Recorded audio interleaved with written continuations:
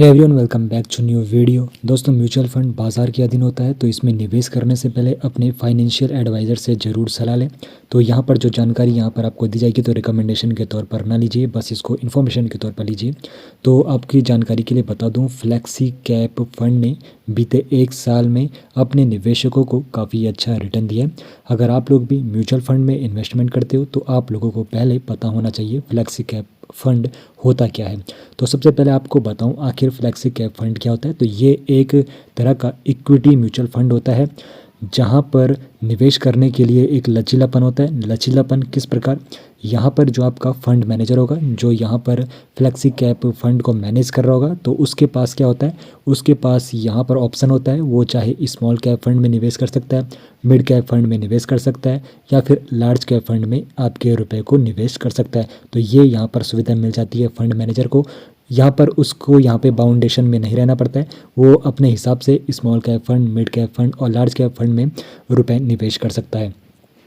तो आपको बता दूं, यहाँ सिर्फ उन्हीं लोगों को निवेश करना चाहिए जो कम रिस्क लेना चाहते हैं। तो उनके लिए फ्लेक्सी कैप फंड एक अच्छा विकल्प होता है।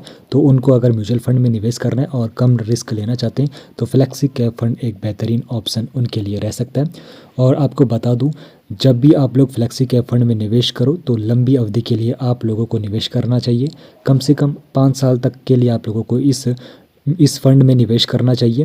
तो यहाँ पर जितने लंबे समय तक आप लोग यहाँ पे यानी कि 5 साल से अधिक के लिए निवेश करोगे तो फिर आपको अच्छा रिटर्न मिल जाएगा। क्योंकि यहाँ पर अगर आप लोग 2-3 साल के लिए निवेश करते हो और बाज़ार अगर डाउन जाता है तो वहाँ पर आप लोगों को जो रिटर्न है वो थोड़ा सा कम देखने को भी मिल सकते हैं या फिर नेगेटिव में भी देखने को मिल सकते हैं।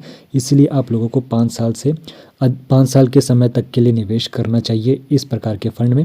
और आपको बता दूं, म्यूचुअल फंड में हो या फिर फ्लेक्सी कैप फंड में हो, आप लोगों को निवेश जब भी आप लोग करोगे तो एक साथ आप लोगों को अपना पूरा रुपया निवेश नहीं करना चाहिए। आप लोगों को एसआईपी के जरिए, जिसे सिस्टमेटिक इन्वेस्टमेंट प्लान भी कहते हैं, एसआईपी के जरिए यानी कि महीने महीने में आप लोगों को अपनी एसआईपी देनी चाहिए। उस हिसाब से आप लोगों को यहाँ पर निवेश करना चाहिए। एसआईपी के जरिए आप लोगों को निवेश करना चाहिए।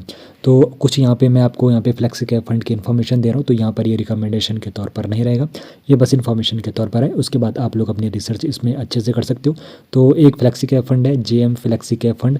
तो इस फंड ने बीते 1 साल में अपने निवेशकों को, यानी कि जिन लोगों ने यहाँ पे निवेश किया होगा, उनको 42% का रिटर्न दिया है बीते 1 साल में। तो यहाँ पर जो ये आने वाले समय में ये बाज़ार के अधीन रहता है, तो यहाँ पर जो ये रिटर्न अभी इनको मिला है, आने वाले समय भी इतना ही मिलेगा। तो यहाँ पर इसकी कोई गारंटी नहीं होती है क्योंकि ये बाज़ार के अधीन होता है।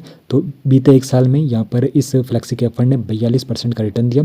और यहाँ पर आप लोग जब भी किसी म्यूचुअल फंड या फिर फ्लेक्सी कैप फंड में निवेश करेंगे तो आप लोगों को एवरेज भी चेकआउट करना चाहिए 3 ईयर का। यहाँ पर इस म्यूचुअल फंड ने या फिर इस फ्लेक्सी फंड ने कितना रिटर्न दिया, 5 ईयर में कितना यहाँ पर इसका एवरेज रिटर्न था, ये सारी इन्फॉर्मेशन आप लोगों को लेनी चाहिए।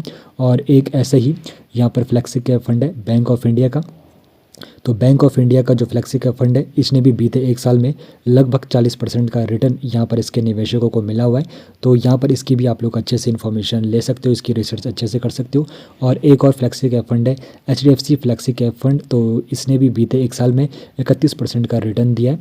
तो यहाँ पर फ्लेक्सी कैप फंड में अगर आप लोग कम रिस्क लेना चाहते हो तो आप लंबे समय तक यहाँ पर निवेश करके अच्छा रिटर्न पा सकते हो। अगर बाज़ार का जो मूवमेंट है अच्छा है तो निवेश करने से पहले अपने फाइनेंशियल एडवाइज़र से आप लोगों को ज़रूर पूछ लेना चाहिए। बाकी यहाँ पर ये रिकमेंडेशन के तौर पर नहीं है, बस इन्फॉर्मेशन के तौर पर ही आपको जानकारी दी गई है। बाकी अगर वीडियो इन्फॉर्मेटिव लगी तो वीडियो को लाइक एंड चैनल को सब्सक्राइब जरूर कर लीजिए।